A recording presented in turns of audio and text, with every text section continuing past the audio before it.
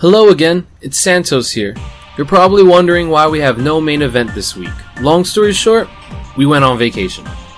While the other members and I have been busy trying to get more content ready, I realized that we didn't even prepare ourselves for our annual group vacation. So, after some careful planning and consideration, it was my decision to give the group a break on the week of our vacation. Instead, I'd like to cover where we went to, just to give you a good idea of what we're into. Our destination this year? Washington, D.C. The name of the game? OTAKON. OTAKON is a big name convention. In fact, one of the biggest in America's East Coast. Founded in 1994, OTAKON has been a big player in celebrating all things Asian pop culture during the summer months. On average now, over 20,000 people attend every year. Although a standard 3-day convention, people stay for 4 days due to the long history of a matsuri the day before the convention. A matsuri is a festival, usually to celebrate special events or holidays in Japanese culture. Formerly, the convention used to be held in Baltimore, Maryland. However, due to a number of changes, expansions, and steady increase in attendance, once the contract ended with Baltimore, OTAKON decided that in 2017, the location would change to Walter E. Convention Center in Washington, D.C., America's capital. The convention itself had a multitude of things to do. The best way to cover most of them is to go through the list. Contests that varied from cosplay, video games, and talent shows. Panels to your heart's content, covering hacking in the gaming industry, small-scale film festivals, voice acting 101, JoJo posing 101, and even workshops improving your cosplay craft. The game room was colossal, both in size and game variety. You can even play pachinko there. Pachinko, of all things.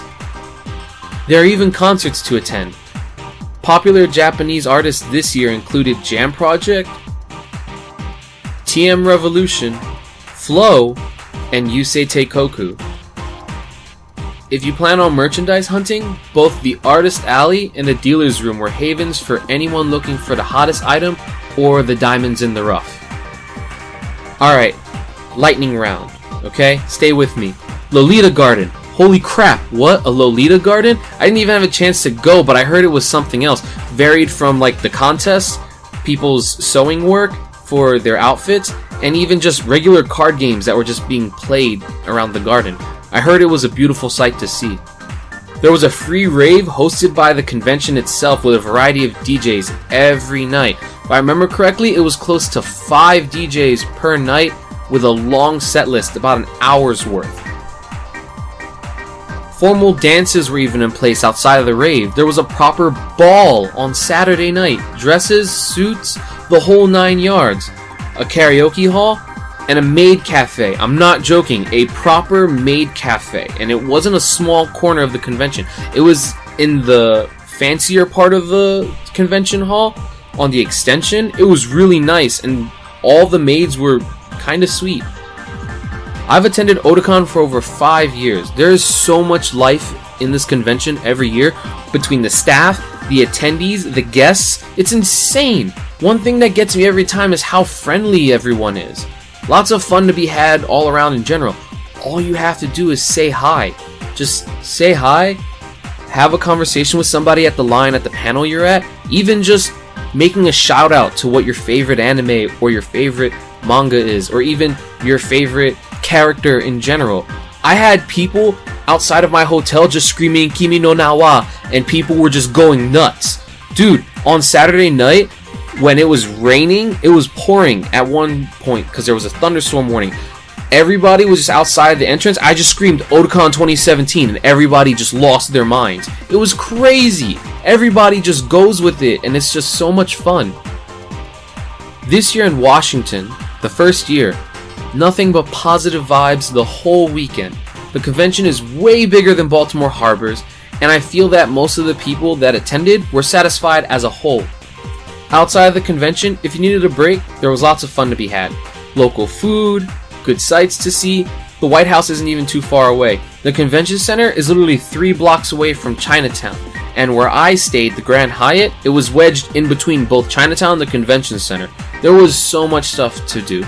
Aside from just food hopping, there was a spy gallery. A spy gallery for like international espionage.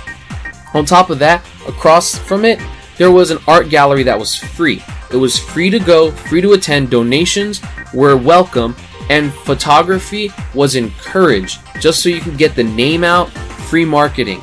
Just free, just go visit it, amazing art. All of that, and there was more. That was just on one street and one section of the entire city. Overall, the location is pretty solid.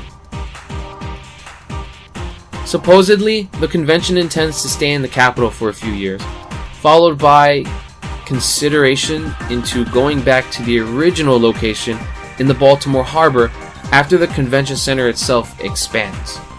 Personally, I feel the big move was a huge success. In spite of the fact that the attendance had slightly dropped, still more than 20,000 appeared in spite of the location change.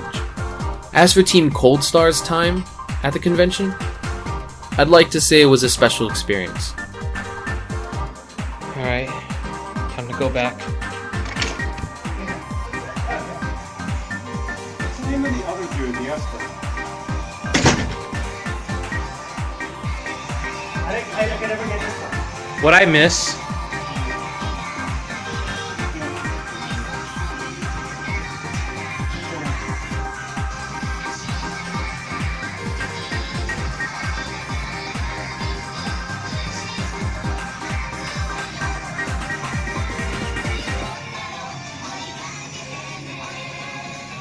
I hope you know this is your fault.